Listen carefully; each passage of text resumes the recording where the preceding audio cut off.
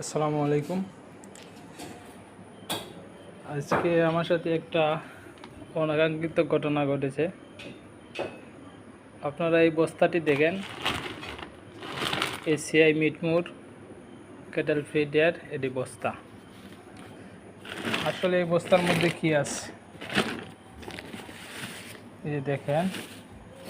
আমি যখন বস্তার মুখটি খুলছি আমি অবাক হয়ে গেছি। দেখেন এখানে খুদ আছে, চালের খুদ। কি আশ্চর্য ব্যাপার না? এই প্রথমবার আমার সাথে এমন ঘটনা ঘটলো। আচ্ছা, আদৌ কি এটা সম্ভব? দেখেন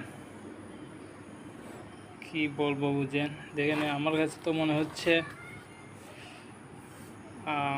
এসিআই কোম্পানি তো কখনো এরকম কাজ করবে না, হয়তো বা যারা ডিলার কিংবা যারা খুচরা বিক্রি করে তারা হয়তো এমনটা করেছে। খালি বস্তার মধ্যে খুদ ঢুকিয়ে সেলাই করে দিয়েছে।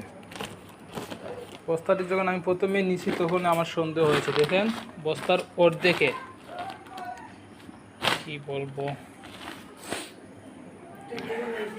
কুদি কুদি এটা ঠিক আছে, ফিরেন চিনানি কারণ বস্তার একটু কুদি।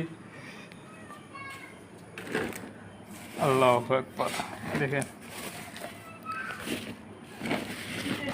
যে দেশে শিশু খাদ্যের মধ্যে ভেজাল, খাদ্যে ভেজাল হবে না, এটা কোনো কথা?